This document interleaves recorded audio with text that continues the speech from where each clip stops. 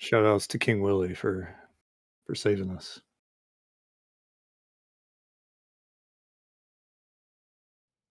King Willy, you are a gentleman and a scholar. Thank you.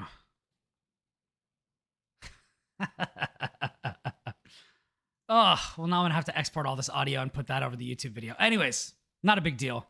This is not Chris Cornelius, for those of you just catching up. This is Lucas White, but I'm bad at graphic design, and so I was not able to edit it before the show because I was handling some camera issues. Anyways, welcome to the show, episode 333. We're talking about Fantasian. Fantasian Neo Dimension. Neo Dimension. Yeah, which is, I guess, an important distinction to make because this game has got a lot of attention, but it is also like a re-release kind of situation.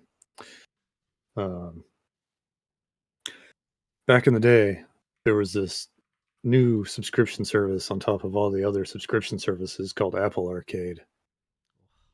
And it still exists today, but nobody uses it. And you can tell because all of the games that were exclusive or interesting on it have been steadily coming to everything else. In like the past, I want to say like 2 years. So one of the games that was a big deal for Apple Arcade when it came out was Fantasian, because it is a very like traditional-ish turn-based RPG from Mistwalker. If that doesn't mean anything to you, Mistwalker is the studio Hironobu Sakaguchi started after he left Square Enix. People call that guy the father of Final Fantasy. He's kind of a big deal in that way. Yeah. He also almost bankrupted Square Enix because of that movie he made, but that's, that's What, part Spirits of Within? being, yeah. Which I will say, I saw in the theater. I did too. And I enjoyed it fine. Like it was very clearly like not Final Fantasy. Like it was very different in tone, but I thought it was fun. Also the effects, like the CG in it was like kind of ridiculous for the time. Yeah, I don't think like there's really anything else like it out there for so many reasons. King Willy says, "Wild, I just tried out Fantasia on Apple Arcade like 2 days ago. Seemed nice." Oh, hell yeah. So basically it's... we did say that there's a demo. Sorry. We were talking to Will before the show, who is currently on a plane from LA coming back from the Game Awards. And he said that there's not a demo on PS4, but there is a demo for Fantasian everywhere else. I'm going to check and see exactly where everywhere else is while you keep talking about it. Sure. So just to fill in the background a little bit more, Fantasian was like, not only is it like a new game from this guy and Mistwalker, it also turned out to be the last full game soundtrack from Nobuo Uematsu. We didn't know it at the time, but it's since kind of worked out that way. He's getting on in years, and he's done like one-off songs and like themes and stuff for other stuff, but this is like the last time he's made like the whole soundtrack for a project. Shame. He's made some of the biggest bangers ever. Oh yeah, one of the goats for sure. Yep.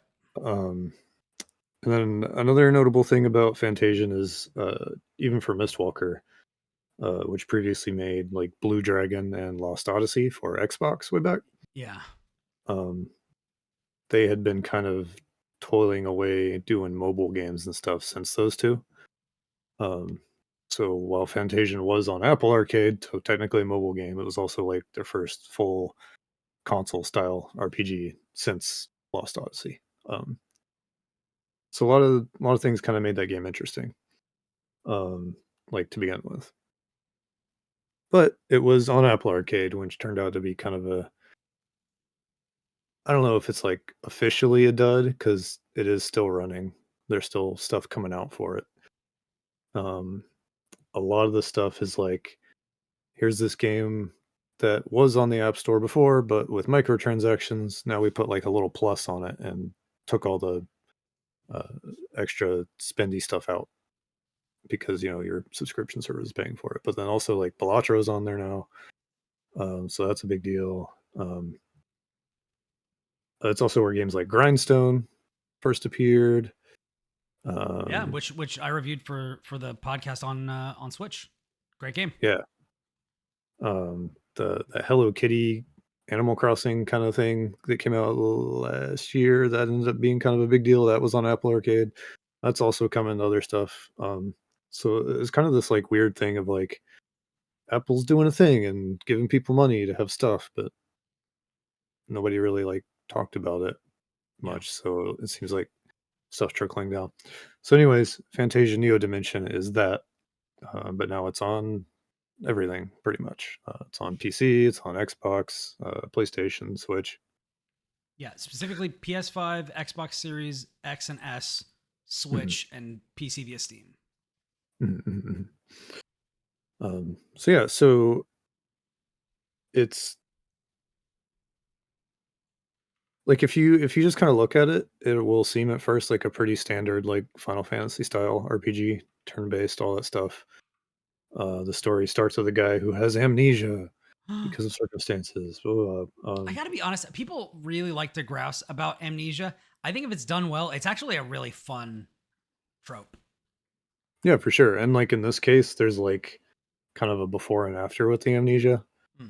So it's not like a central plot device. Um, it's just kind of used as a way to like, I guess, start you kind of in the middle of the story, but then still kind of like roll stuff out for you, I guess. But it's not like a huge thing.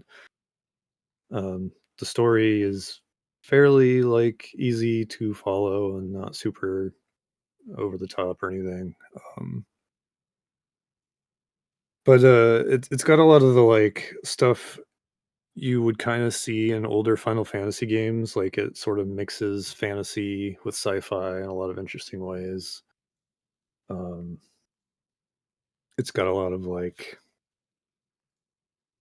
it's got a lot of emphasis on its combat system. Um,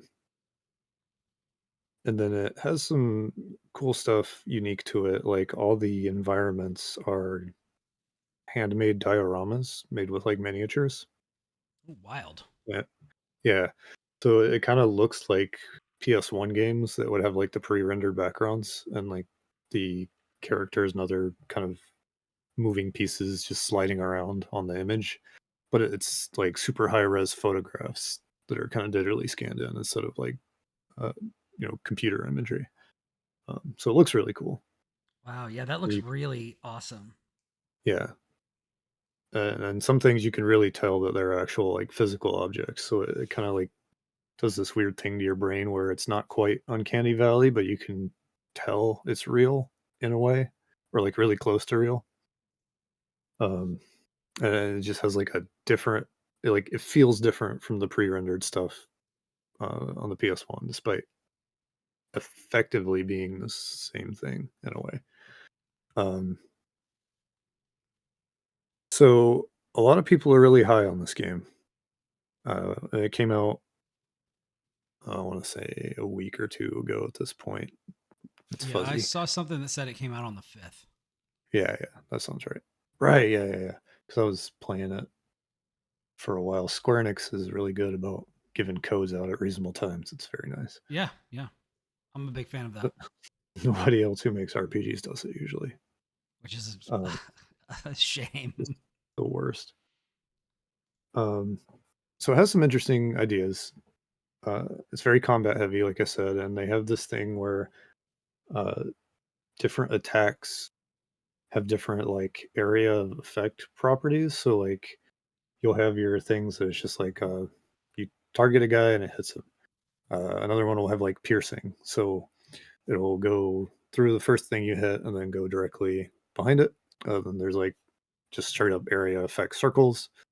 Um, and then like a lot of magic, you can like you can curve it, so you can like make bank shots. Like you're like there will be like a group of enemies arranged in like a square or something, and you cast fire and you can kind of there's like a line that you see the trajectory and you can kind of like pull it to one side or another and it'll bend and so you can kind of go like around the front and then hit both guys in the back, Hmm. kind of thing. Um, and the arrangements in a fight will like take advantage of that. So it'll be like, well, here's like three different guys, and like these ones have like weakness to fire, these ones have weakness to ice or whatever, and they'll mix it up in ways where you have to kind of like, all right, where are my people standing in like the row, and how's that going to affect their aim and trajectory, and how can I manipulate it or swap people in and out? Um, so it's like positioning based, but you're not moving your people like in most other games where like quote unquote positioning is a thing. So it's sort of like an inverted version of what you'd typically expect. So that's kind of cool. Um, and then does some other things like if you or anyone else played Lost Odyssey, that had like heavy visual novel elements to it. Um, but it had It's these not like, that's not the one that was based on Chopin's music, was it? no, No, that's that's Eternal Sonata. yeah. Yeah. That's the Tales people, I think, maybe. Oh yeah, that makes sense. Um, but the Lost Odyssey had this thing where basically like the main character was immortal. And so you'd like run into these situations where like a little short story would play in like visual novel form, and it was like just something this guy experienced some time in the past. And they hired like an actual novelist to write those. So they were like really good. People were like, "Oh my god, these are so well written." I was like, "Because we hired someone who has nothing to do with video games who writes books. We brought him in to do these." Not the case here. They do a similar thing, but it's much more like familiar kind of video gamey writing, for Hmm. better or worse. Um, well, it is to say, like people really liked this game. A lot of like eights and nines and tens uh, when that embargo hit, except for me. I gave it a six, and I wouldn't say that was controversial because it didn't really cause that much noise, other than some like people being jerks on Twitter. Um, Yeah, I've definitely been there yeah, with fans of the East games. oh no, yeah, it's always weird when you're like, "Am I the outlier? Oh no, what is that gonna mean? Is it Yeah, gonna mean anything? Are people gonna respond at all? And if they do, are they gonna be rude or well, what am I in for?" The answer was not a whole lot, nice. luckily, just kind of awkward. Um, the reason I gave it a six is it does this really weird thing with difficulty um, that I still kind of think about a little bit every so often because difficulty is such a like big discoursey topic, especially in our space where it's like, are we terrible at video games or not, or blah blah blah, Dark Souls, etc.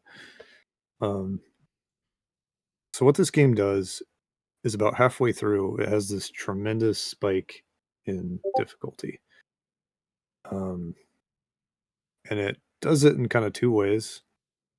One is that a lot of the fights are like puzzles almost, Hmm. where they really they use every piece of the animal. So it's like if a boss has a weakness to an element or a status effect or something, that's going to be like the main path to like winning that fight.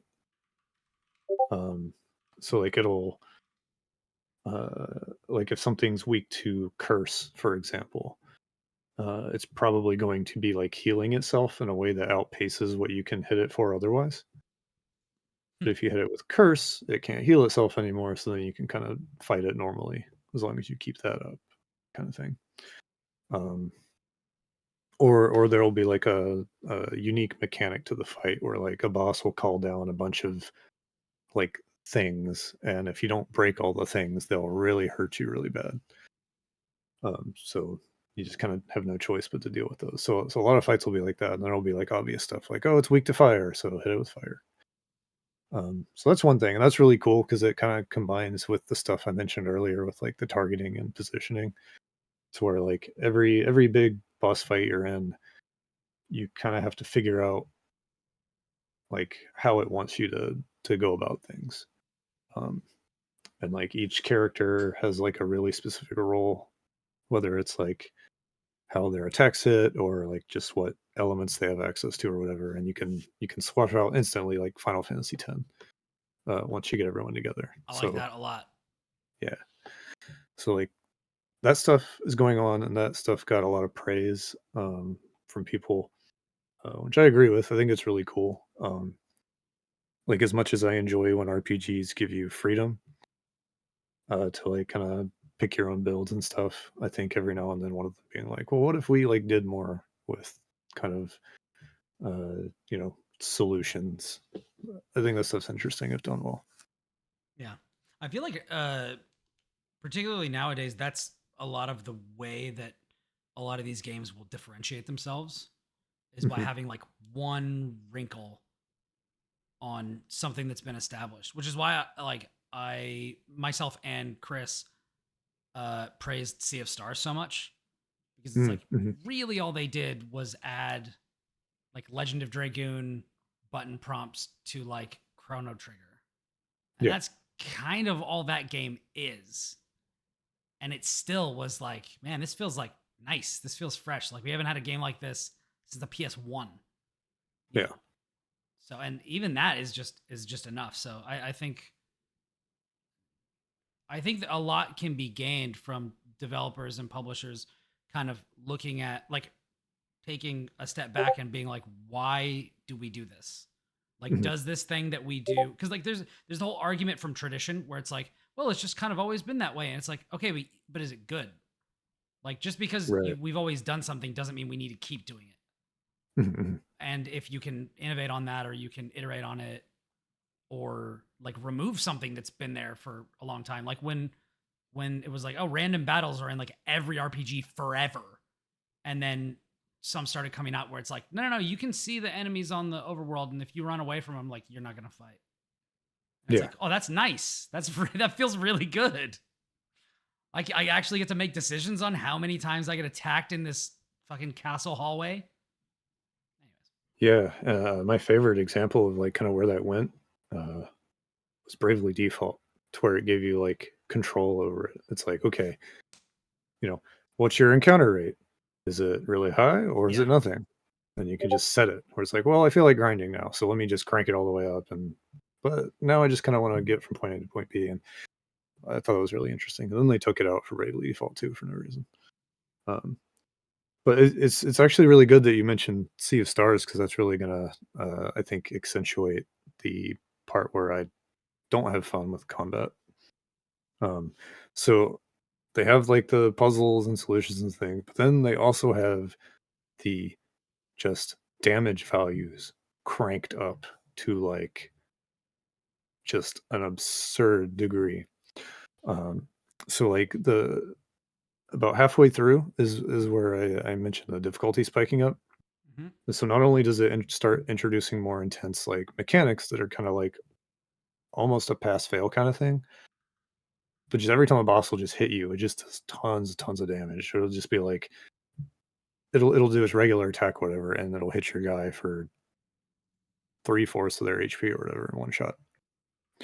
Um, and so it kept getting to this point where it's like, all right, time to figure out what this boss does, and then it would like do its thing, and it would like if it didn't wipe my party, it would be like you may as well have wiped my party. yeah, Um, and it's like Jesus Christ. Okay, so now not only do I have to like kind of figure out what this fight wants from me, I'm now in this massive healing deficit. yeah, Um, and then like healing in the game is very limited.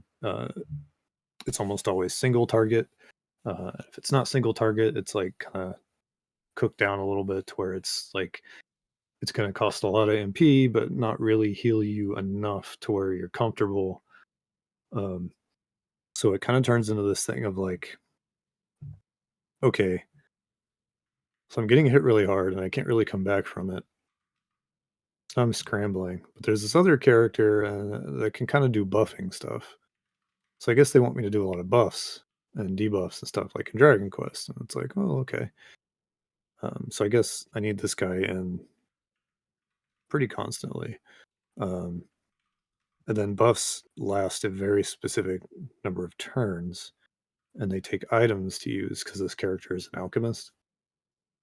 And on one hand, it's like, oh, neat, the alchemist guy is like really important. So I don't want to just don't normally I'd bench the alchemist because I don't want to deal with that shit. But now I can't. But then it'll be like, okay, well, you need uh, attack down on the guy and defense up on your party, and you probably want speed up too. And then you have your other character maybe healing, and then your other one doing damage, and then it turns into this thing of like, all right, if I don't have my buffs up in the right order on the right turn, and if everything doesn't come together perfectly. Also, if the boss doesn't decide to like do something weird, like attack the same person twice or whatever. If all this stuff doesn't go the way like it needs to go, I'm fucked. I'm gonna fight this thing for 20 minutes and do okay, and then in one turn I'm dead. Yeah. Um, and it's like, Jesus Christ. It's like you're telling me to solve your puzzle, but then you're telling me solving your puzzle is not good enough unless I also do all this other stuff. Um, and also I'm kind of at the mercy of stuff I can't control as Yeah. well. And it also does this thing where it's like, oh, you're going to this area. Here's the recommended level, and it's great. I'm 5 levels ahead of this, and I'm still dying in 2 shots. Yeah. That's rough. Um, That's yeah, rough. and then also it's like, oh, your character's at level 35. Congratulations. Now we're gonna severely knock your EXP off if you're 1 level ahead of where we think you should be. Ugh. So you can't even like really grind out of it. I Um, I don't like it when developers put their thumb on the scales like that. It's like if I want to yeah, be overpowered, like let me be overpowered. You know what I mean? I don't know. Or yeah, give me manual control like we were talking about like if you set your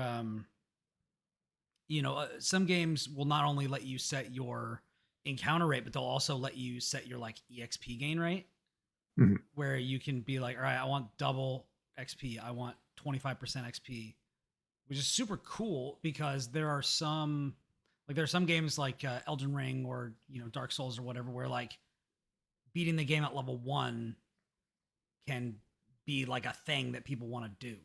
So yeah, letting people be like, all right, let me see if I can actually beat Final Fantasy 9 at like whatever without ever mhm, leveling up or something. Like I think it'd yeah, be yeah, cool.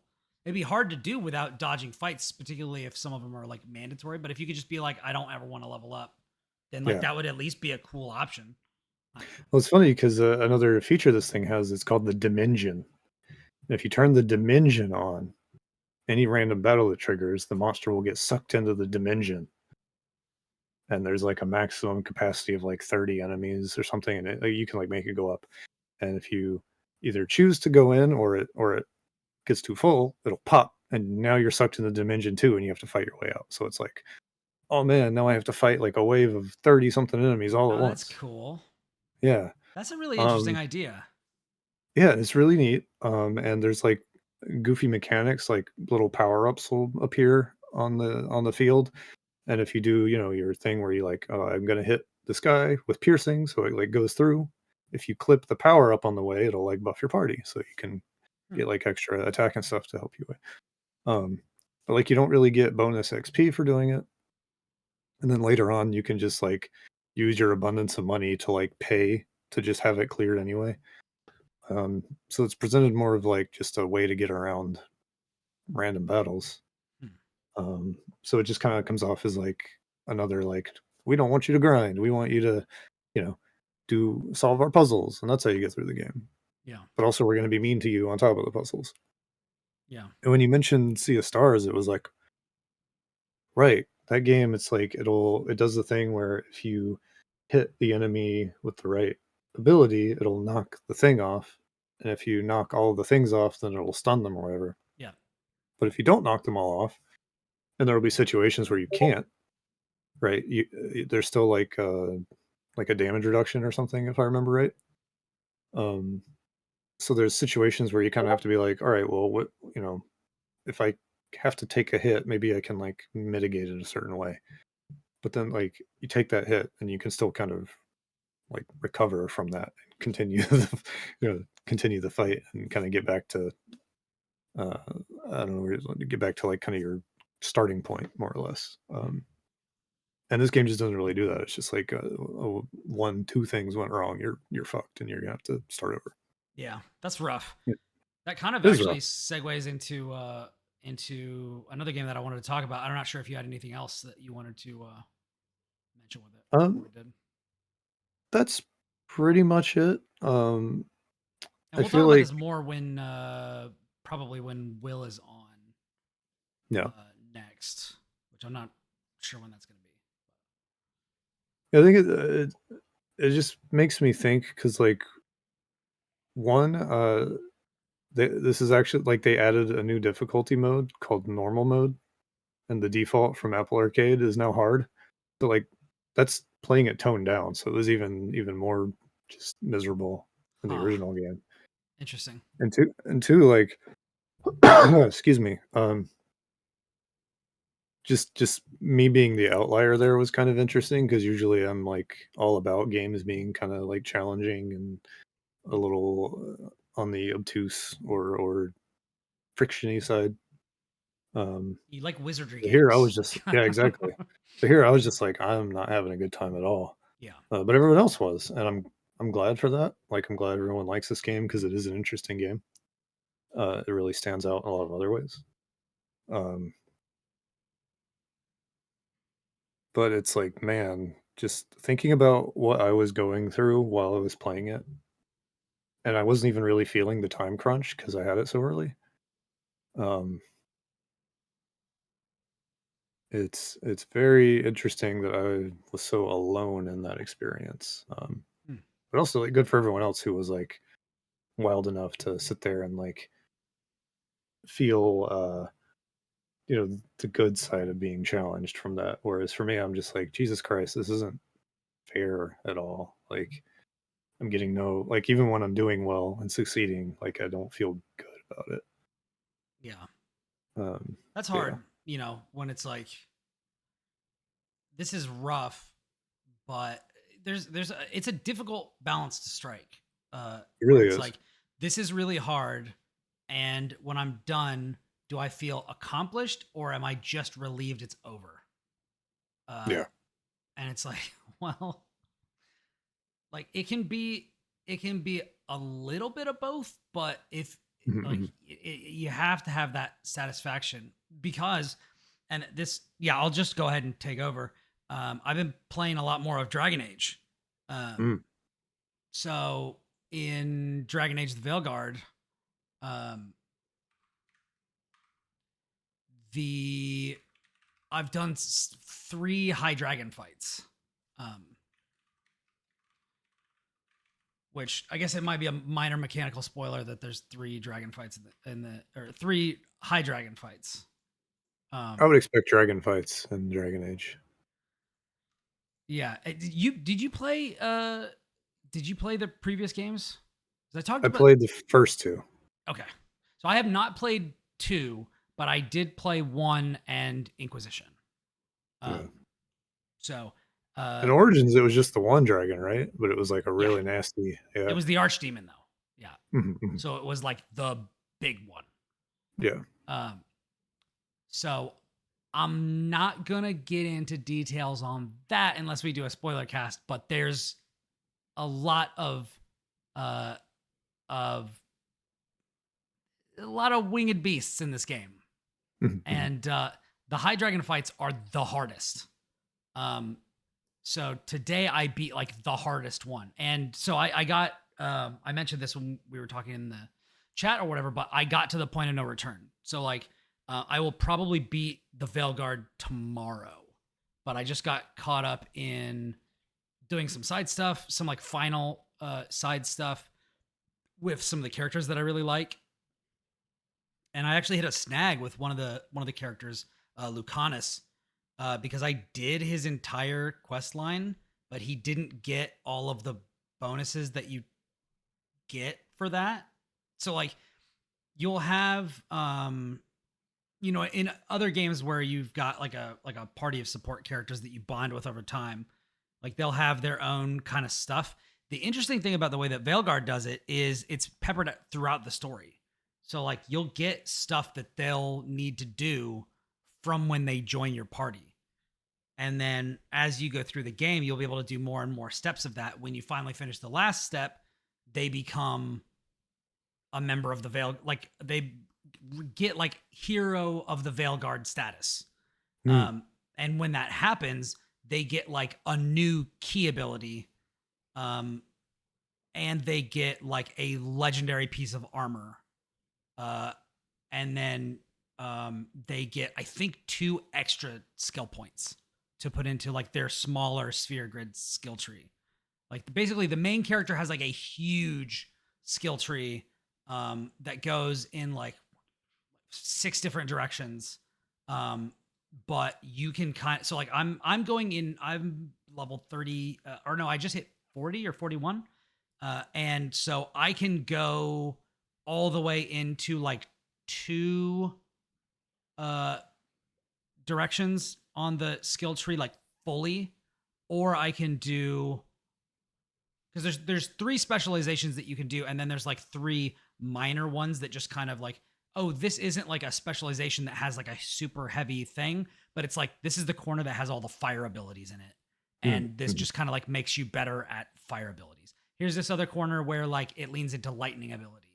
Here's this other one where it leans into ice abilities. Then there's like a specialization where it's like, oh, you're a death caller, so you have a bunch of necromancy stuff. There's this other one where it's like, oh, you're just doing the like dagger and arcane orb, like kind of spellblade gameplay type. And then here's this other one where it's like, oh, you're specifically focusing on like your staff.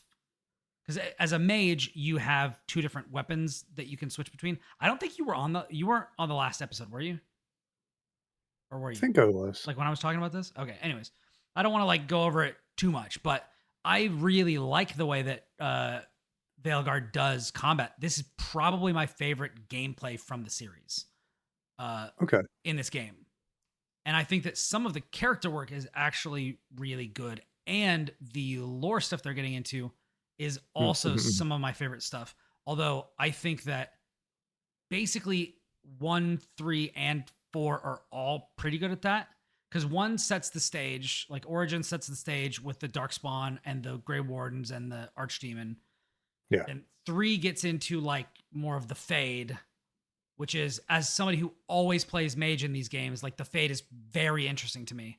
And then the Veilguard gets even more into the Fade and the Veil, and not just with like Solas and the primary antagonists in this game, but also with the side characters.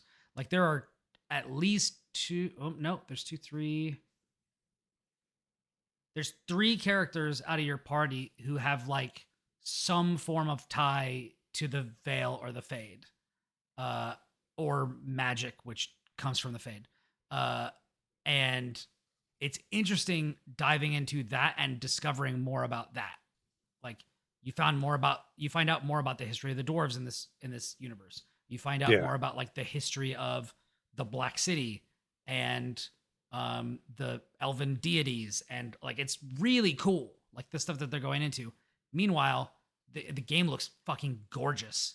Like I don't know that I've seen better looking hair than in this game. Like my character is an elf and he's got like long silver gray hair, and like when I'm playing on my desktop, it is like he's walking, he's turning, it's like running over his shoulders like in a realistic way. I'm like really impressed by how good this game looks. And it plays really well, and it still runs like well on Steam Deck. And so I've just been having a blast with it. I'm definitely feeling like an outlier on the higher end of this one, where like I'm seeing some of the stuff, because like there's like a controversy about like, you know, the direction of this game. Woke. Different, yeah. DEI and age. And like, so I kind of want to get into that just a little bit, because I think the writing is it's a mixed bag. So I really like how some of the natural conversations that would happen in these instances do happen. And I'll give you an example.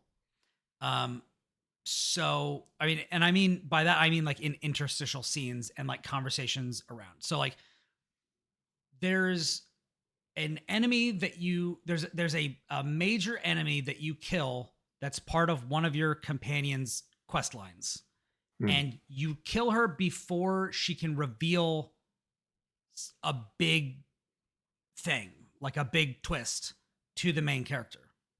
However, uh the one of the people on your party is a necromancer who specializes in uh like spirit whispering. Mm. And so you would think, oh, we just killed this person and they didn't get to tell me this thing. Why don't you bring their spirit back from the beyond and ask them? And lo and behold, when we get back to the base, I go into the necromancer's room and the other guy is in there being like, hey, like, or I found a note where he was like, hey, do you think you could help me with this? And he's like, sure, I'd be happy to use my skills for that. And then the next time I go out and I come back, they're both in the necromancer's room and they're doing the ritual and I walk in as they start. And so it's like, and so then you get the reveal and then that informs how the thing moves forward. And I'm like, that is so cool, because there have been so many times where I'm like in a lot of these party-based games where I'm just like, well, this person could like totally handle that. And then it just never happens. So I like the way that works. That's cool. But then there's some other stuff where it seems like there was just like a missed connection somewhere. Like there will be a big reveal that happens in a conversation where you're like kind of checking in on somebody, and then the main character is just like, huh, see you later, and then just walks out. And I'm just like, that's not how that would happen. And like then it's like, okay, I got to go out and do a quest, or like leave the base and then come back and then talk to him again to like get a follow-up on that. And it's like, that's just wildly unrealistic. And so there's like, you know, I want to praise it on the one hand, but on the other hand, it's just like, I don't know, man. It's just, it's a little silly. It's a little silly, but It kind of sounds like normal video game stuff to an extent. yeah. Event flags and things like that. Yeah, and they also like, there is kind of like a Mass Effect 2, Mass Effect 3 thing where when you get to the point of no return, they'll kind of give you a summary, like a readiness check kind of a thing, where it's just like, hey, your allies are pretty good, but also some of them are not super locked in right now. And here's your like faction allies, and here's how they're kind of faring. Like, do you want to go into the final confrontation? Because you can't leave once you start, and like you may have to make some decisions and things. So basically, kind of what I decided to do, because I wanted to get kind of the best of both worlds, is so I have a set party. I have like two versions of the party, because there are, based on whether the person is like a rogue or a mage or a kind of tank style character, they have certain primers and detonators that they can use. So like, and I don't know if I talked about this before, but like I have an ability that's like Withered Ground, which is like a necromancy ability where it inflicts weakness on all the characters in an area of effect. And then there's so that applies weakness to all the characters that are in there. Then there's abilities from some other characters, like rogue characters or tank characters, that detonate weakness, which means it deals like bonus damage, and it like, you know, has an effect or whatever. And you can get equipment that like modifies that. Like, oh, when you detonate, you get like precision, which means like your next final blow is a critical hit or something. So like you can modify that. But what I have found is the big way to do huge chunks of damage is doing primers and detonators. But mages can only have specific ones. So having like a team where you have like three-way synergy is really good. So my mage can apply weakened and overwhelmed, and he can detonate sundered. So then my archer can apply sundered and detonate overwhelmed, and then my tank can apply overwhelmed and sundered and detonate like something else. So like having 3 characters where like you're going to be rotating your cooldown. So it's like, I want to set something, then I want to have this other person blow it up. Then I want to have this person set something. Then I want to wait till my cooldowns are down, and then I want to blow it up. So I've got 2 versions of my team with like 4 different characters total in addition to me, because teams are like 3 characters. So I kind of want to get like one of my teams like totally maxed out and like ready to go, and then have the other ones like just wherever they are now and see what happens. Like in the end, like see, am I going to have to send some people on a death mission or something? So I'll probably, there's like one other character, like my romantic interest, that I want to finish. I want to finish their quest, and then I'll probably head into the end game. But yeah, I'm enjoying it. But like you were talking about earlier with like the just running into a fight and getting your fist, just like getting a fist crammed down your throat. These High Dragon fights represent a massive jump in difficulty. And I've been playing on the like default difficulty, which is like Adventurer, I think.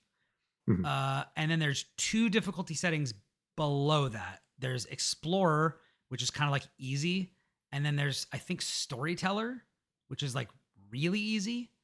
Right. And I went down to, because it was such a huge jump where it's just like, if you're not dodging, like you can literally get killed before you even get close enough to hit the enemy.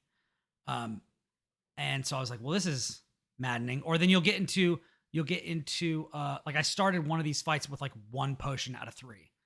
And it's just like, I didn't know that this is what was happening. And then every time you restart or like load from your last save, it's like, well, I still only have 1 potion. And like, you know, you might not have a character with you that can heal. And then it's like, all right, well, I got them down to like 5% health and then I died. And it's like, there's no halfway checkpoint. Like you have to start the entire fight over again. And some of these fights last like a while and have like different sections where like, oh, the dragon flies up to this thing and then electrifies the entire arena. So you're just taking damage over time. So you just have to figure out a way to get past it or bump down the difficulty. And even then, like bumping down the difficulty, it can still like take a minute if you're not like working all your synergistic abilities and stuff. So I was just like, man, I really wish there was a difficulty level between easy and normal, because everything else felt pretty great on normal. It's just like you get to bosses and it's just like, this boss is taking forever. Like, I don't understand why like bullet spongy bosses are such a problem, but just like mad annoying. Yeah, it's weird. I think like there's a lot of room for difficulty to be a feature in a way that feels good and satisfying to get through. Yeah. But then when it like comes out of nowhere like that and just takes forever and ever and ever, it's just, I feel like it's the opposite effect in the end. Yeah. It's weird. Like, it's real weird. Yeah. Like stuff like Mega Man makes sense because like it's really hard, but it's like short bursts of stuff happening. And you can kind of like learn your way around it and then yeah. But it's like once you learn the attack patterns, it's like, okay, you have plenty of opportunities to attack the boss. And like it doesn't, like once you have their weakness weapon or you're just like dodging all of their attacks, it doesn't take long to kill them. Yeah. Like that's the difference, is just like, okay, I know, like test me on how well I know how to fight this enemy and then get me out of here. Yeah. Like I don't understand why it's like, okay, I've demonstrated mastery of this fight and now it's just like going to be a marathon. It's like, I don't want it to be a marathon. Yeah. I learned what you wanted me to do. Now, why do you have to like keep throwing it at me over and over and over again until, just statistically speaking, yeah, It's like busy work in school. It's like, no, give me Yeah. meaningful homework. Give me homework that's going to teach me something. And if it's not going to actually teach me something, then don't give it to me. Like, just because is not a good enough reason. Yeah. Like, so anyways, but that's purposeful game design that we want to advocate for. Exactly. So that's a bummer because it sounds like a really good time otherwise. Oh yeah, like I Definitely dig makes me it. want to play it. And I will say, like, straight up, like, once I started getting like some legendary or unique weapons, like it, like, right now I am having the most fun. And I'm like, which is why I'm kind of like so we've got Game of the Year coming up in like a month to a month and a half, probably. And I know we're doing it a little bit differently this year. But this does have me being like, I might just like do everything in this game. But like, I'm still only like pre the second dungeon in Metaphor. Like, I didn't play like Lorelei fell off Metaphor so hard. Laser Eyes or Neva or whatever. And there aren't like a ton of things that I missed. Like, I still want to beat the Black Ops 6 campaign, which I like barely started. I still have to beat Indiana Jones, which like I can talk about in a second. But like, I kind of just want to keep playing Dragon Age, you know? And so I'm probably just going to do that. But yeah, it is one of those things where it's just like, man, if I wasn't doing this show, I would probably be playing things differently. And does that mean that I should be doing things differently anyway? Or not? Like, is it a bad thing that I let the fact that I do this influence how I do things? I don't know. It's an interesting question. Interesting question. Yeah. I was really putting off even thinking too hard about Game of the Year for a long time. Part of it just because of how busy I've been. Yeah. It's just like, the last thing I want to fucking think about is Game of the Year. Yeah. Well, and but then there's nothing wrong with that. Like there is, you know, we were talking about this, I think last week or the week before, but Chris is just like, hey, you know, if you don't get to something, then it didn't draw you in. Like the fact that Metaphor is up for Game of the Year or it has won Game of the Year for several outlets doesn't mean that I owe it to play it. Like, if Dragon Age is speaking to me right now, I should be playing Dragon Age, right? Like that. Anyways. Yeah. If Metaphor was going to be on my Game of the Year list, it would have grabbed me within the first 5 or so hours. I would play it before stopping.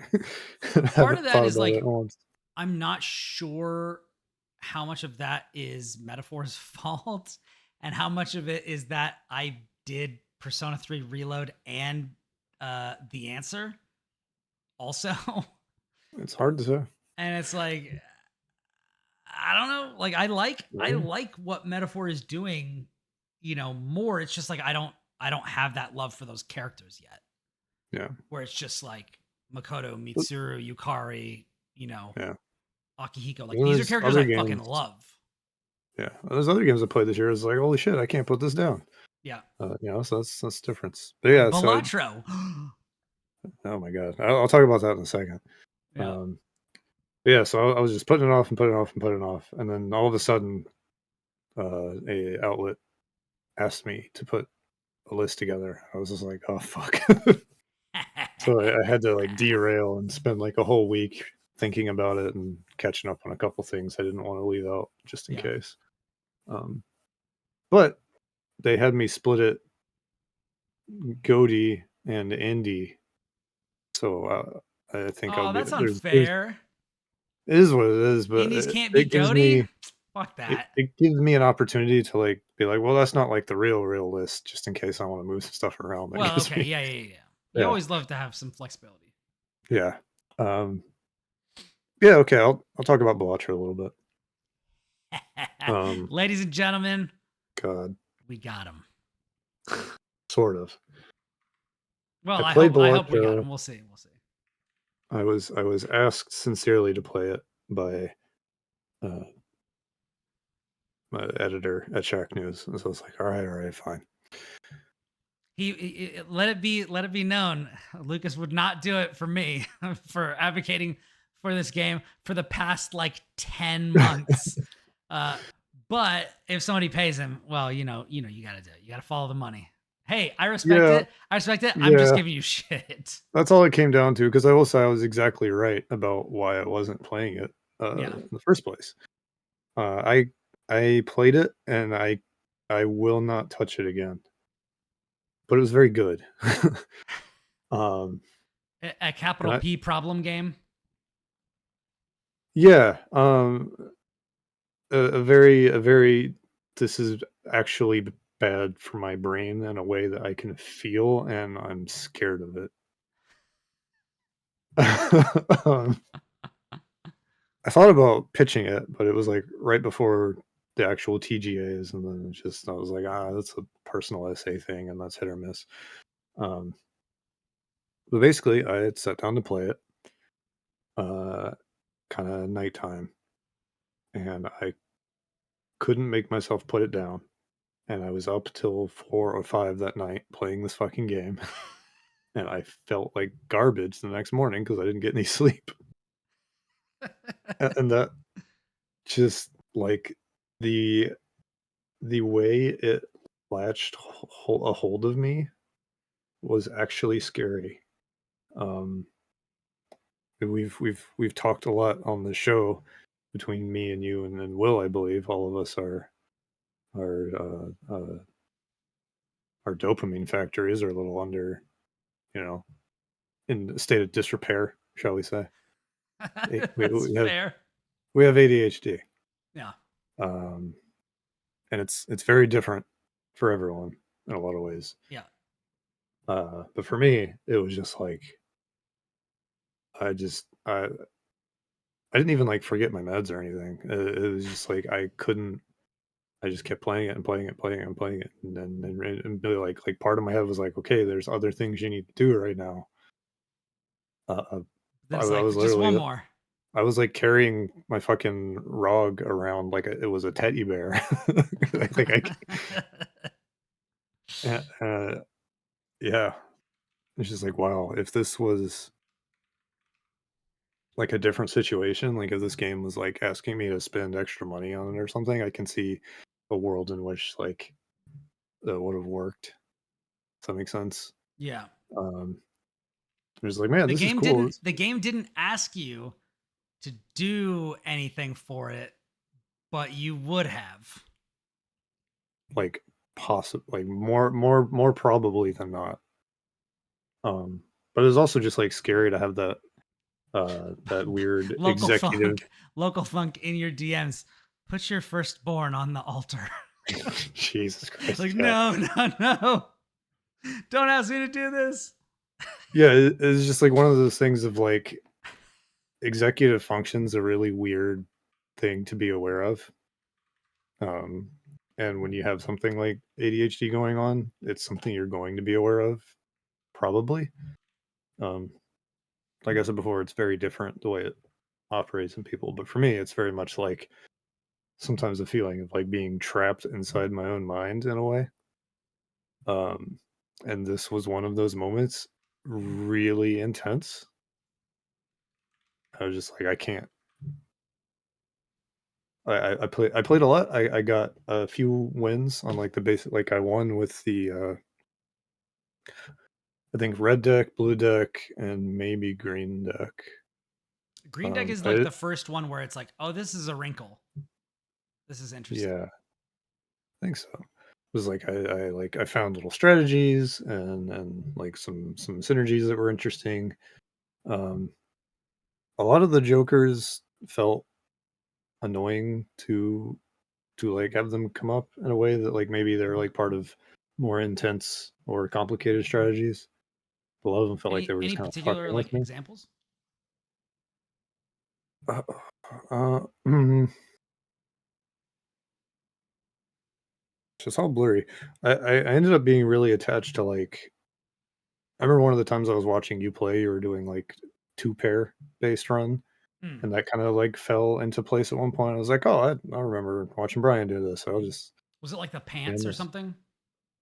Yeah, yeah. So that was good. There was one I found early on. It was like the red card where it was like if I discard boosters, it would give like a +3 to the modifier. Yeah. That was really effective. One time I used that. As long as you have a good Um, economy going, that's a pretty good yeah, Joker. I think the best run I had was with straights. Yeah. Because there was one where it was like you can use straights, but you can like skip a number. Oh, shortcut. Yeah, Um, yeah. Shortcut yeah, Joker. that was really good. And then I That's a had really powerful Joker. yeah, and I had like two other ones that worked off of it. One was like adding chips, and the other one was like I think I finally got Oh, a that's the really good runner. Joker. Yeah. Yeah, I got one I that don't have a was like problem. I just know all of the Jokers and their names and what they do. I don't have a problem. I do have every achievement in that game on Steam, so you can check my bona yeah. fides over there. Oh yeah, yeah. I saw kind of the like I really understood the depth of like what you had done to like get your to your completion. It was just like Jesus. Yeah. Yeah, I think It is the not easy. It is really hard. Like, yeah, I can definitely see that, especially because like the way it like the wins I got were on like the base difficulty, and there were so many more difficulty notches above that. Um, but yeah, just like really incredibly well made game. Um, it's astonishing. yeah, really well thought out in a lot of ways. Like the guy that made this game is capable of thinking many, many steps ahead in a way that is just very humbling. But it's such an intense like feedback loop. It was really like, holy crap! I am watching myself lose self control here, and I can feel it, and it's terrifying. Yeah. Yeah, it was like, I think in less than a day, I had like 11 hours on it. And I was like, okay, I yeah, I'm not comfortable playing this anymore, but I get it. I will say, I will say, I felt that same way. Not the fear, because I like fully leaned into it, as you know. Mhm, But there is a point at which it will it will it will be a friend and not like a threat. Like there's a certain point where it's like I'll like at this point now I'll dip in like maybe once every couple of days and do like one run, mhm, but then that's it. Where it used to be like my obsession. yeah. And it was like I was after I got like pretty deep into the post game with like one like my favorite build in the game, and then I got like kind of far with like my other favorite build, and then mhm, I like completed all the challenges and everything and got all the achievements. I was like, all right, like I'm good. Like, and then it was like once I settled into like I know what I like the most. Like I've pretty much tried everything, or I've mhm, tried almost everything. Um, and then like I just I've done it enough. I've done my favorite build enough times where it's just like I kind of know what this is, and the shine kind of wears off a bit. It's mhm. still fun, but then like so like I don't and I'm not trying to tell you to play it. I'm just saying like I definitely found that there was a point where it was like like I exhale and it's like okay, that moment has passed where like Balatro is Mm, the game I'm playing. So mhm, mhm. if that makes you feel any better, like that was my experience. Yeah, And I'm not ruling out that was like going back to it. some dozens or hundreds of hours in. Cause like at this point, like I don't Oh even god. know. Like, let me Yeah, see. Cause I'm like very like at this point I'm like 1,400 hours in damn. something ridiculous. Let me see. Balatro. This is just on PC. Yeah, I have 566 hours on PC. I have like Mhm. some hundreds of hours on Switch, and then I also played it on mobile because like these are all like for review. Right, right, right. So like I reviewed the mobile version, which is still good. It's good. Mhm. But Yeah, I think another part of it maybe was like at least early on, um, it feels like unless things go really well, it's really it's like really challenging to actually like get momentum going mm, in those like early rounds because it's like the first one is like all right, get the 300 chips and that's easy enough no matter what. yeah, And then it's like the next few blinds after that is like if you don't have some kind of something going, like it's very easy to just fizzle out right there.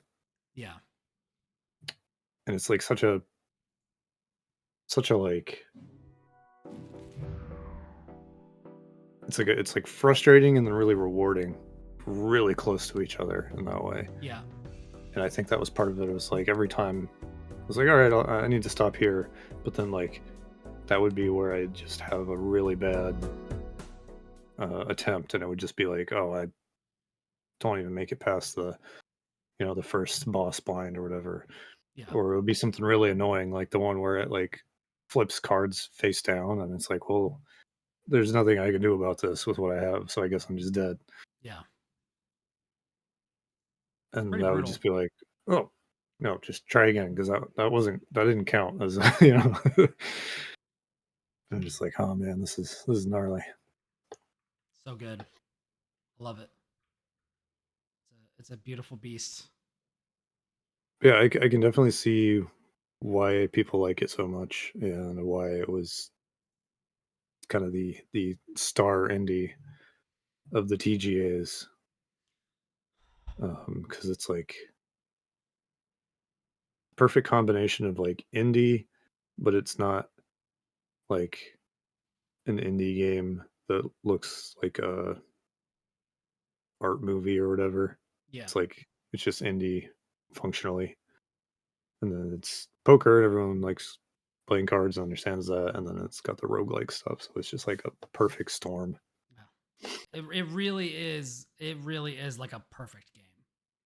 Like it's pretty crazy, and it's like 65 megs, like Yeah, which is very just very tiny. It'll run on insane. anything. Like The CRT effect is very nice. I like it's good CRT it's effect. gorgeous. Yeah, It's beautiful. Yeah. But anyways, we've talked about Balatro a ton on this show, so we don't need to wax yeah, poetic anymore. But I'm glad you had a chance to play it and you saw the light. And the reason you're quitting is basically because it's too good, you know. yeah, And you know, yeah. I'll take that. I'll take that. I count that as a win. So It was a survival quit rather than a yeah, I don't like Chewie, this get quit. us the hell out of here. Yeah. But yeah, it's good stuff. So I can talk about some other stuff, but I wasn't sure if we wanted to just get out of here quickly. What do I you? had one more little thing I wanted to hit. So Okay, if you want to do one more, then we can. sure. Yeah. 105. Yeah, so I've been playing a lot of Indiana Jones and the Great Circle. Um, Cool. I so have not talked to anyone about this since it came out, so it's like I'm just mad that it ruined my fantasy draft for the year. Um, and that's really my only like perspective on it. So I'm yeah, curious to hear. did you think it was going to be bad? It's not that I thought it was going to be bad; is that it came down to it. It was basically like first, second, and third in the group I'm in were all within 10 points of each other. Yeah, One guy's draft was done. I had Power Rangers, and the other guy had Indiana Jones. that's a rough So it was draw. like, yeah. So Power Rangers underperformed, and then Indiana Jones like way, at least as far as I thought, Yeah, way overperformed. yeah, And then it was just like, well, guess I'm in third place now. yeah. I did not. I straight up, I thought this game was going to be like mid, and I really like it. I really like it. Like, Mhm. um, I it's hard. Actually, hold on. Let me pull this up. So I'm looking at this. Damn it, dude! There's so many freaking great games came out this year. So for me, like some of my favorite games that came out are like we got Balatro, obviously. FF7 Rebirth, real good. Mhm. Talos Principle 2, incredibly good. Arranger. Arranger and Thank Goodness You're Here. Super good. Diablo 4 Vessel of Hatred. Super good. 1000X Resist. Super fucking good. Yeah. Rise of the Golden Idol. Super fucking good. Mouthwashing. Incredible. Like Mouthwashing good. Dragon I Age don't the think I'm as Veilguard. high I'm having on a mouthwashing. really great time with that. And Indiana Jones too. So it's like I have no clue what's gonna happen. Yeah. Like, but yeah. I wasn't as high on mouthwashing as Will. But I still think it's Still very good. It's very, very Indiana Jones, it feels like it kinda got maybe lost in all the Xbox drama that's happened since it got announced yeah. a little bit. Yeah. It also, I guess it just didn't really have super intense marketing, or maybe it did, I don't know. But I I just feel didn't like it was really kinda feel like, like it. I didn't really feel "Here's like it Indiana did. Jones," and then it's out. Yeah. Hey, it's out and it's good. Yeah, everyone freaking loves it. When was the last time we had a good Indiana Jones video game? Like it's been Well, a maybe the LucasArts ones from yeah. way back? So like the 90s or early 2000s? Yeah. It's been a long time. But yeah. I think maybe was Lego Indiana Jones one of, the first of that era of Lego games suddenly being Ooh. cool? Or am I misremembering? I don't remember because I did not play I didn't play it either, those but I games. feel like that was the one that happened, and then suddenly Lego was cool. That could be that sounds right in my mind. Lego Indiana Jones The Original Adventures. 2008. Might have been Lego Star Wars first, Yeah.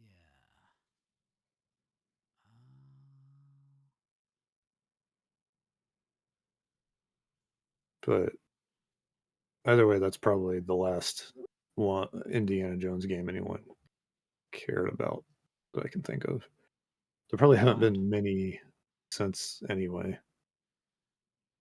Kind of a dormant property for a long time. Lego Bionicle. Lego World Builder. Lego Knights Kingdom. Lego Maze of Shadows. Lego Ninjago. Duplo. Certainly they came out before then. Oh, licensed properties. There we go.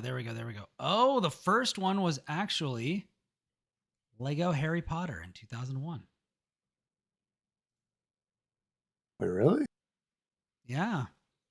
Lego Star Wars, the video game, was in 2005.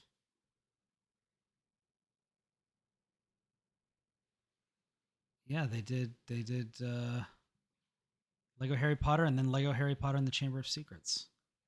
At least according to the Wikipedia thing for licensed Lego games. Interesting. Assuming that is accurate.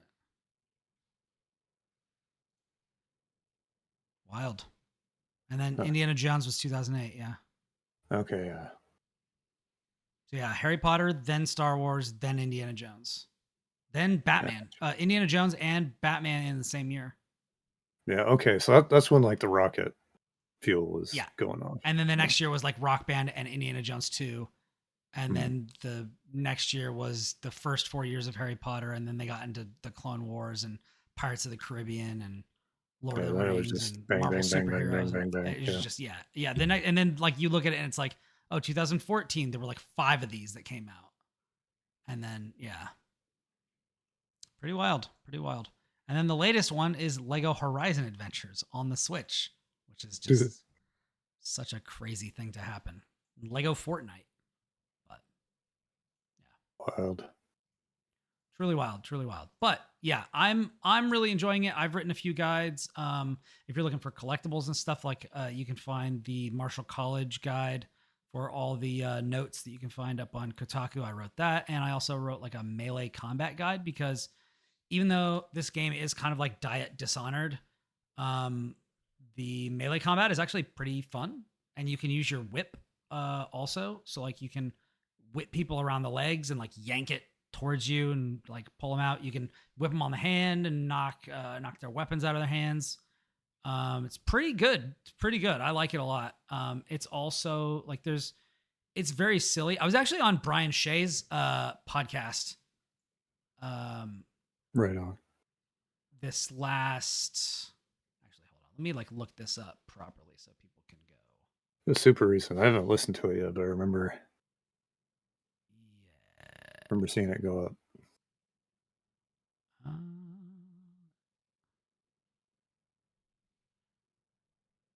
There we go. Yeah. All Things Gamers. Brian Shea, who does the All Things Nintendo podcast and Patreon, had me on All Things Gamers to talk about Marvel Rivals and Indiana Jones. So yeah, you can check that out. It was a lot of fun. A lot of fun talking to him. I hadn't really talked to him since the whole Game Informer thing happened. Last time we met was like not long before that at Capcom Cup in LA. Jesus. Which like really sucked. So it was nice to be able to sit down and talk to him again about all this stuff. Particularly because we were both approaching it from two different angles, considering I was writing guides on it and he was just reviewing it.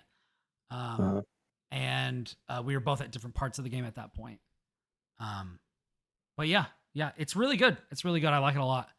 There are a lot of little touches, which I mentioned on his show, where like even just the way that you like hold the left trigger or whatever when you're holding a torch and he like lifts it up in the air, like the way that he does that looks like Indiana Jones, which is like such a weirdly small thing to notice.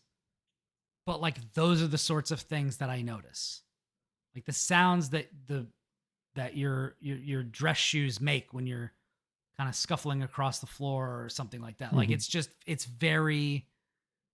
it has that verisimilitude. Right. And it also has, I did not mention this on Brian's show, but it has, and this is like the dorkiest thing I'll probably ever say on the show. It has my favorite implementation of using a key to open doors that I've ever seen. Oh, interesting. So you walk up to a door and a little thing will pop up on the left and it will show a key, and it'll have like the right button on the D-pad like kind of highlighted. You tap that, then Indy's hand comes up and he's holding the key in his hand. And then you look down, and then over the keyhole, it'll have an X, and you stick it in, and then you just tilt the left analog stick to the right, and he twists it, and then you push it open with the other analog stick. And it sounds convoluted. It feels so natural and satisfying. That's cool. That I was like, this is so good. Why has no one done this before? It's like, oh, I'm going to bring my key out because I have this key. You're not just going to walk through the door. Like you have to unlock the door. Right. It's not, but it's fun instead of being like, I look forward to like, oh sweet, I get to unlock another door, and it's like this minor thing. Feels good. But when everything about that, when like seeing a little thing, like a little rod above you, and then you get that little RB prompt, and it's like, oh, I'm gonna whoosh, like I'm gonna throw my whip over there, and then I swing across this gap, and then I like whoa, like fall off the other end. Like it just feels like Indiana Jones. That's like, cool. It's people talk a lot about like or I guess I'm not gonna put this on anybody else. I'm just gonna own it. I said, when I played Batman Arkham City or Arkham Knight, I felt like Batman. I didn't feel like Batman in Arkham Asylum. But like when I'm gliding over the city, that's Batman to me. In those Spider-Man games, when I'm swinging around and flipping all that sort of stuff, and I'm like punching people and acrobating my way all over the place, that feels like Spider-Man to me.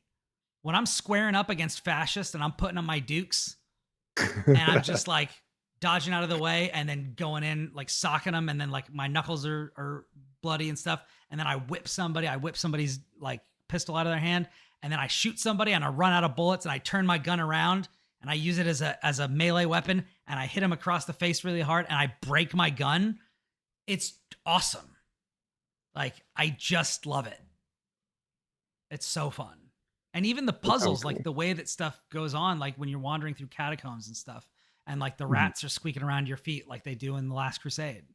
You know, it's just like, I never thought I would get a great Indiana Jones game, and I never thought I even cared that I wouldn't get one. And now I'm just like, this is like one of those. Like, this is one of those where it's just like, we have one.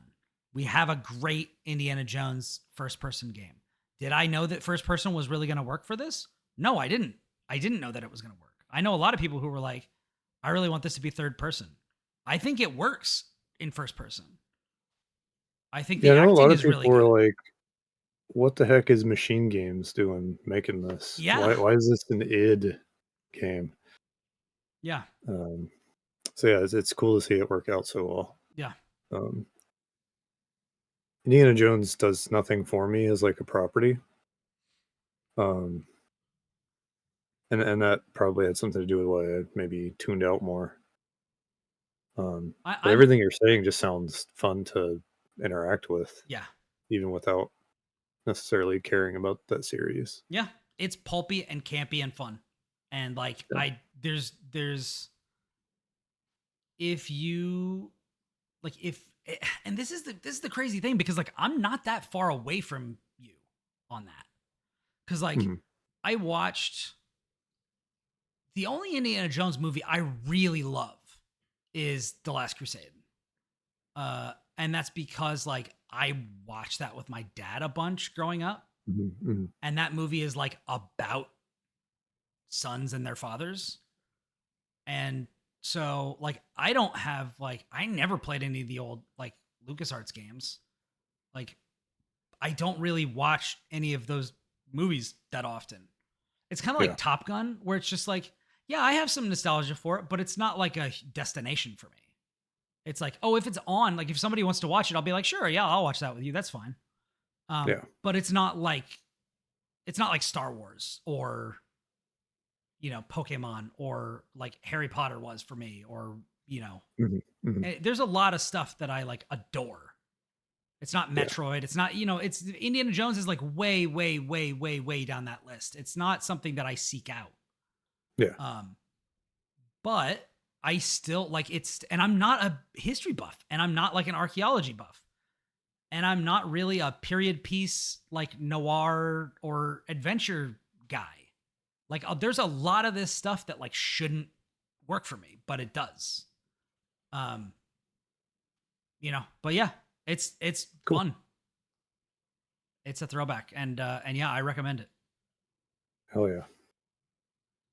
And if you want to have like Hitman style or like immersive sim, like Dishonored or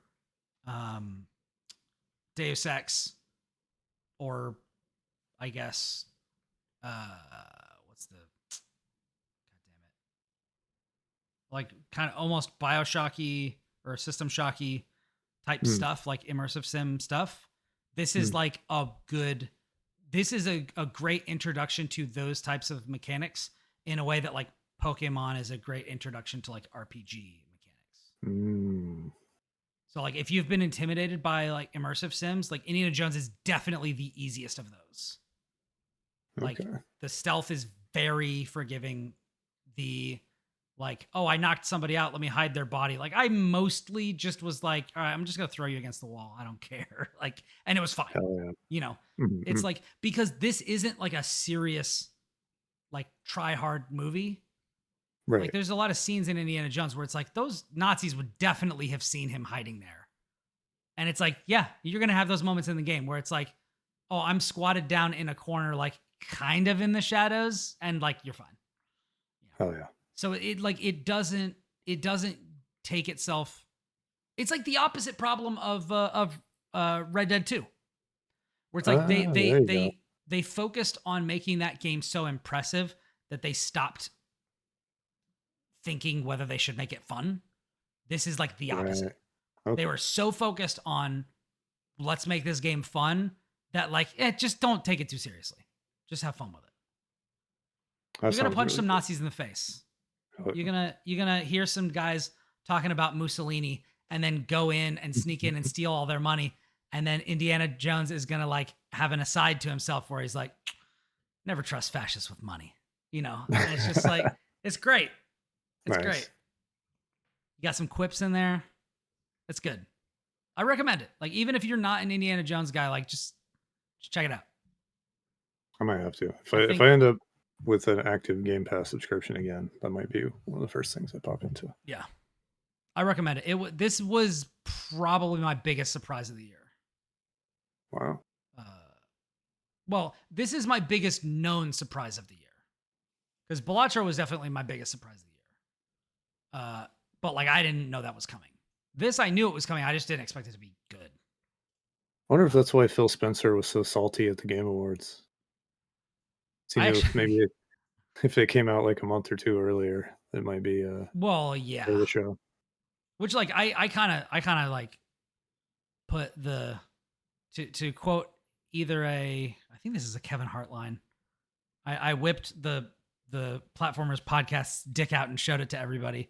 Where I was just like, hey, like just so you know, this is why we don't do Game of the Year until January.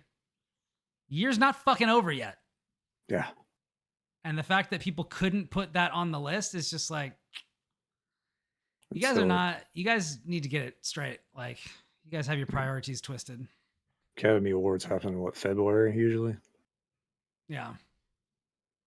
Absurd. Deeply unserious to have a Game of the Year thing before the year is over. Yeah. So, anyways, Nice. what was your last thing? Okay. I've been putting it off, going back and forth, debating myself.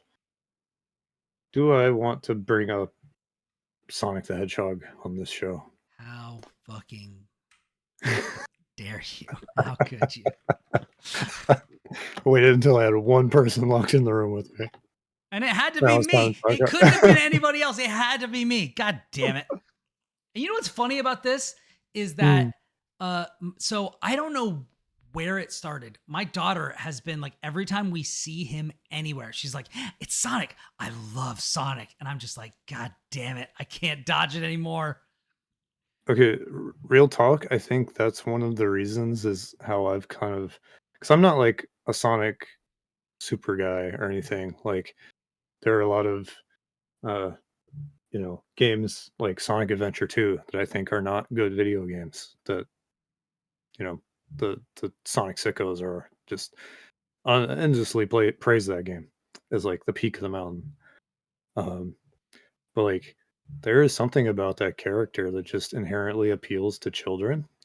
Like my kid is 12 now and he's barely played any Sonic games, but as he was like growing up, it's just like Sonic is just like just the cartoons and stuff. It's just something super appealing about maybe the character design or I don't know what.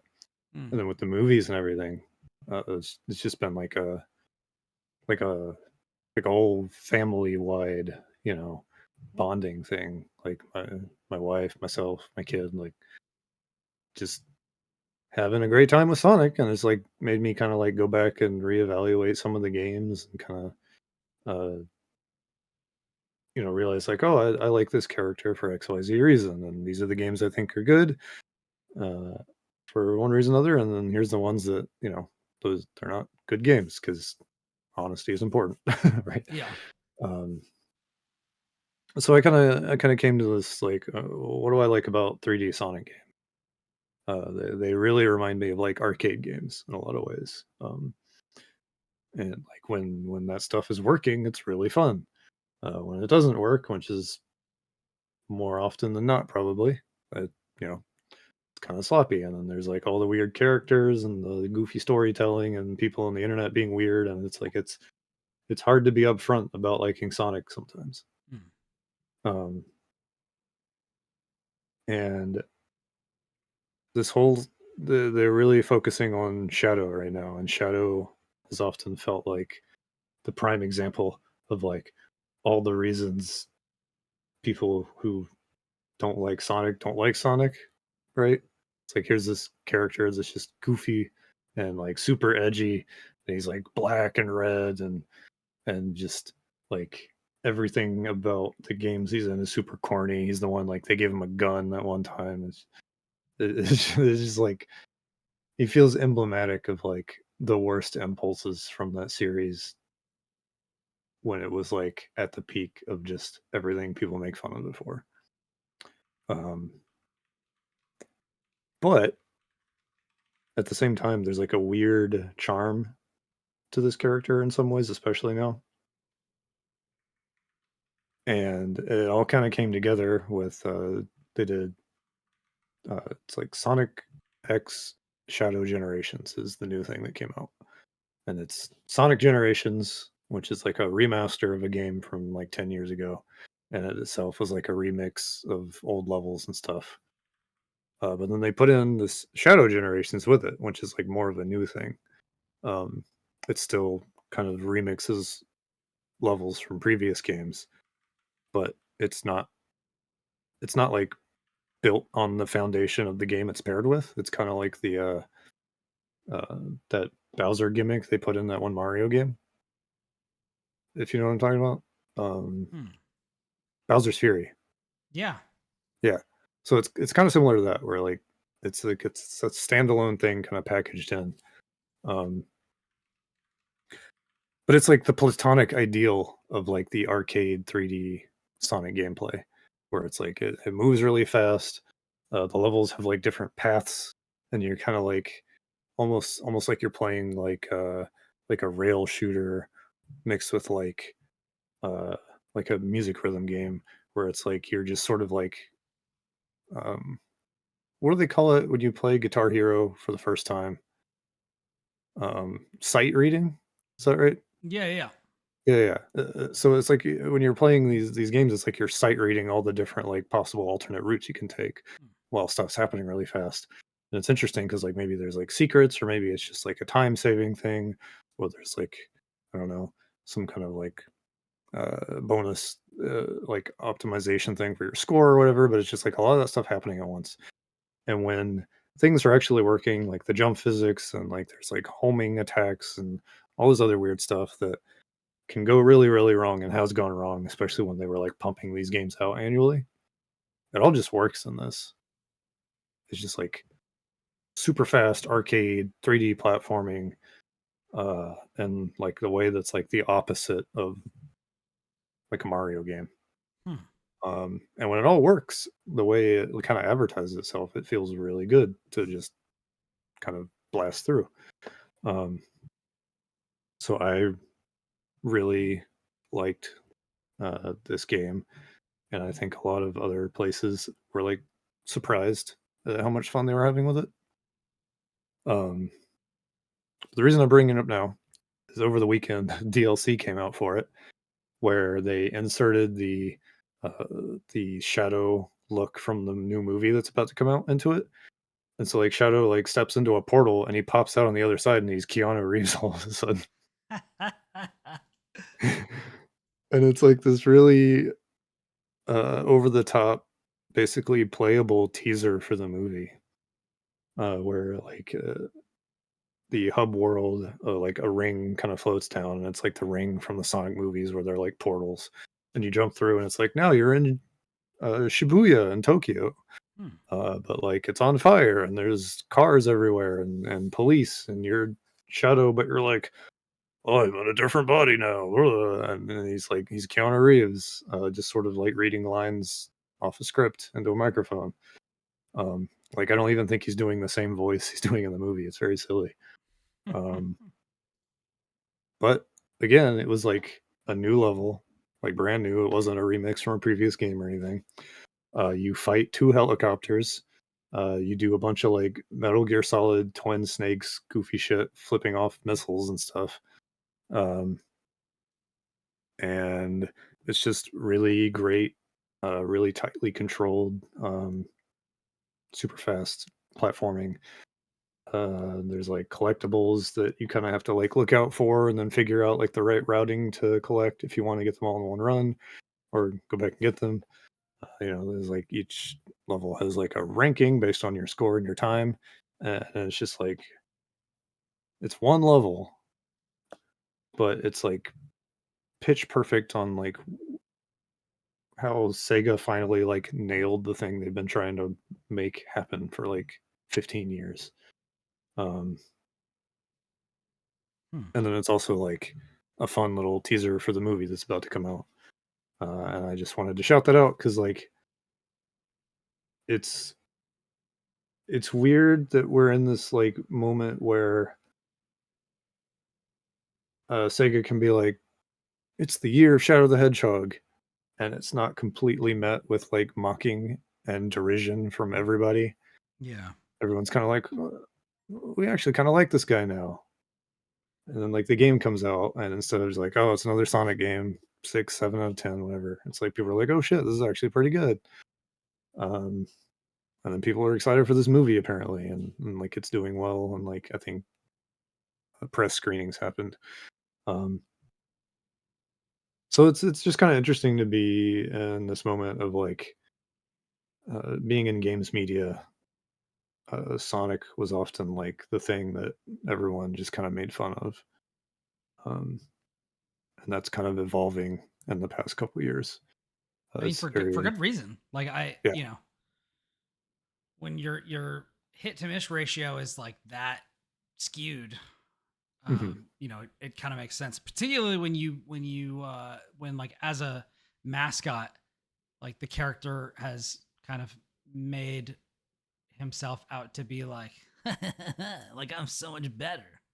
Yeah, And it's like, well, you kind of like if you're looking at like the overall quality of the Mario games versus the overall quality of the Sonic games, like it's not close. yeah. And like one of them is not bragging and one of them is, and it's not Hmm. the ones you'd think, But yeah, Yeah, for sure. but that's interesting. I didn't realize this. I actually have because I share Steam libraries with my brother-in-laws. I actually have Mhm. Sonic Adventure 2 on Steam, so I'll probably check that out. I Oh still man, haven't jumped into the murder of Sonic the Hedgehog, which I was excited to check me out. neither. I forgot to, but it Yeah, looked really funny. so I'm gonna check Uh, that out. I jumped into like Sonic Mania and like Sonic 2, and I mhm. didn't like either of them. So I'm not really sure Yeah, what it would take for me to like a Sonic game, but like I'm open to it. And because like my daughter is so interested, I'm just like do I need to just like buck up and like watch these movies or like find something or like I the Sonic movies All are fun, Stars especially if you have kids. Racing Transformed is a great racing game. That game rules. Yeah, Yeah, that game is mad fun, but it's also like that's not really a Sonic game, I yeah. guess. He's there to sell it, but Yeah. it's a Sega kart racer. It's weird because like when you look at like the sort of history of like Sonic games being kind of a laughing stock, at least in the media, it's like the 2D ones are generally where people will be like, "Oh, well, we like these." Um, Yeah. but like you, I don't really like them that much. Like they're like I can kind of play like Sonic 2 or 3 and have a good time. Um, but they don't. The whole thing I was talking about with like the sort of arcade style appeal that was what I find like fun and interesting about these games. That doesn't really happen there. It's just like just 2D platformer. Yeah. And like not a fun one for me. Like the movement feels really stiff. It only feels fluid when you're going really fast, but then the whole point of the game is throwing stuff in front of you to stop you from going fast. So I'm like, I'm not really sure what I'm supposed to be doing. Yeah, it's So it's weird. like I'm not really sure if I would have more fun with the 3D ones where you're like doing like tube running or whatever. Like I don't even know what they are or what they do. So like if there's some where it's like, oh, Frontiers is good or Generations is good or whatever, then it's like, I mean, I'll try it, but Yeah, you know, so far for just sure. nothing has really spoken to me from that series. But yeah, I do understand people being like, he looks cool. Like just the design looks cool because it is very like one of the elements of character design you want to get is like, oh, find somebody who has like an iconic silhouette. Like you don't have to see them like this character doesn't look like anybody else. And that's true. So that's, and that's true of Tails as well. And, and Knuckles, like they have really good character design. It's just like, to me personally, like I never had a Sega console. So that was something. When I did play them way later, it was like when games like that had not really aged that well. And I have no nostalgia for them. So it's like, I kind of don't care. And then, being a critic, it's like, well, them, like they're notorious for this sort of stuff. And then it's just like, well, this just feels like something that I can just miss. Yeah. So, but if there is something good in there, then like, I'm open to it. It's just, Yeah, for me, it's like lots of ups and downs because like I had Sega, but not until after it was old, and then I had Sonic Adventure 2 on GameCube, and I have a lot of nostalgia for that. But I play that now, I'm like, ugh. Okay, yeah, I replayed that game fairly recently just because of the movie hype and everything. And I was like, man, this does not feel good in any way. Like, I don't understand how someone will play it now and be like, this game rules. Yeah. I need to find like somebody who has like gameplay like values that kind of match mine and then be like, is there anything in here for me? Like is there something I can do with this? Because if not, then I'll literally just be like, all right, Sonic All-Stars Racing Transformed and Smash Brothers Ultimate. And like, okay, Riley, that's the Sonic that you get. You can play as Sonic in this fighting game or this racing game, and that's as far. And we can watch the movies as far as I'm going with you. But that's fair. That's fair. But yeah, I just wanted to finally just take a stand and be like, I do like Sonic games sometimes. Yeah. And then it's a shame that Will couldn't be here to just murder you immediately. But at the same time, I like having you around, so I guess it's good that you're gonna still be alive. I won't tell him. I prefer being alive too. Yeah. He's already upset at me for liking the werewolf one, so what can you do? The werewolf one? Yeah, there's one where Sonic. Yeah. Okay, gotcha. Yeah. Isn't that like Sonic Rivals or something? Or Sonic Unleashed? Sonic Unleashed, yeah. Yeah. We got Robot Sonic, we got Edgelord Sonic, we got Werewolf Sonic. Yeah. Shadow's kind of like Vegeta in a lot of ways. I think maybe that's why people are coming around on him. I mean, Vegeta's a good character. Yeah, he's like the evil Dracula version of the main character who kind of comes around and helps out sometimes. Well, he's still grumpy about it though. Yeah. It works. So he's basically Venom. Yeah, kind of. Yeah. All right. He gets very Venom-like powers in this game. It's very silly. So does he have wings or something? Yeah, they call them. So this is one of my favorite parts about it. Is like they give him Doom powers. Everything says Doom in front of it, so he gets Doom wings and Doom surf to cross water. That's really dumb. Yeah, but yeah, I mean that's like in Spider-Man 2. They gave Venom wings, and it's like, do you guys know what Venom is? Like, he doesn't have fucking wings, bro. What are you doing? Give him wings. Okay. Did you not play that? No, I didn't. Yeah, I didn't really care for the first one, so that was one of the late things. They gave Venom wings, and he's just flying around, and I'm like, this is like really dumb. I don't know why you're doing this. I feel like nobody talked about that game at all after it came out. Yeah, we talked about it on the show, but like, yeah, that was like people. It was kind of like one of those things where like people played it and then like it just vanished. Yeah, it's crazy because the first one just was everywhere forever. And Miles was great, like Yeah. And I think they've confirmed they're doing another one that's either about Venom or like has Venom as like they're doing like an interstitial, like they did with Miles, but it's gonna be about Venom, I think. But Did you ever that'll be cool. play the one on Super Nintendo that had Green Jelly doing the soundtrack, and it was just like a beat 'em up? Ooh, He played as Venom or Spider-Man. was that Maximum Carnage? Yeah, Yeah, that game was awesome. yeah. I played the much worse. Primarily, I played the much worse Super Nintendo Spider-Man game that was just called Spider-Man, and it was by like let's see, where was Was that the one based on the TV show? it? It was by LJN. Oh, yeah. Yeah. LJN were some man, that was a real seal of quality when you saw that rainbow on Yep. the cartridge. It was Oh, not Jesus great. Christ. Not great. I do not recommend it. The funny thing is that was probably the worst Spider-Man game that came out on Super Nintendo. And that was the one that I had. Oh, man. Probably because my mom was not going to buy me something called Maximum Carnage. Yeah, But I like the spooky red cartridge. yeah, I it was really understand. freaky and he's got blood all over him. Mhm, mhm. And then I don't think my mom liked the X-Men. So like Spider-Man and the X-Men, whatever. In Arcade's Revenge. I don't think would have Oh, been that into game that. was awful too. You didn't miss anything. Oh, well, there you go. Well, that's something at least. So maybe it wasn't the worst. Maybe it wasn't the worst. I like that the Hey. Doc Ock fight was fairly early. Oh, yeah. I'll never forget the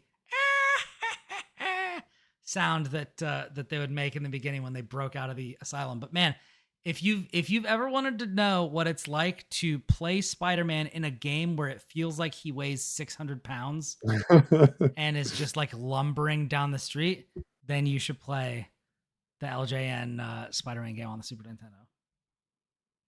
And with that, I think we should probably go and Yeah, go that's away, go far really away. really good note to end on. Anyways, yeah, thanks for hanging out for uh our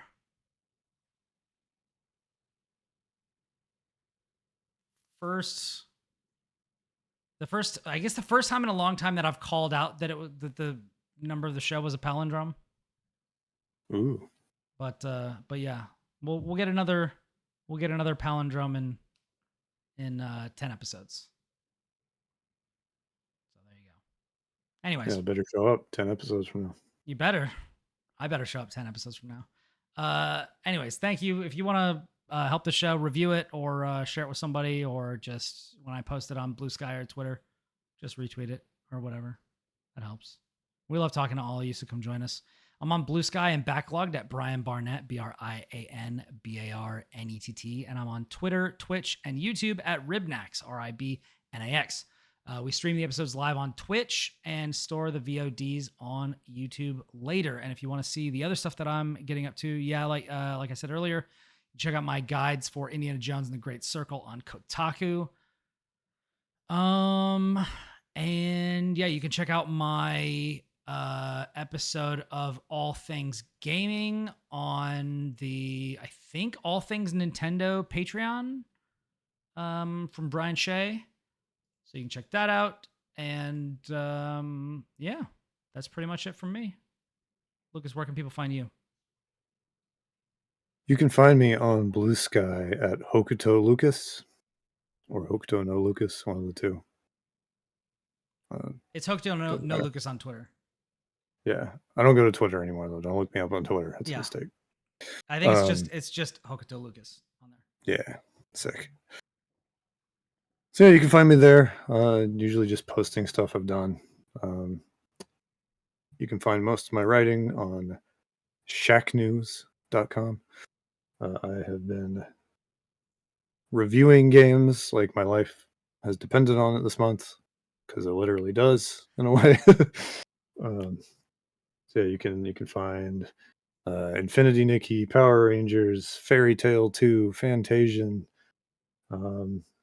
something else coming up. About to write about that Keanu Reeves DLC, so that'll be there soon. Yeah, so shacknews.com, Blue Sky. That's about it. for right now. Good stuff. All right, we'll have another episode coming to you soon. We should have them still going throughout the holiday season. But happy holidays out there, everybody. And have a good week. Stay safe. Till next time, we are out. Bye.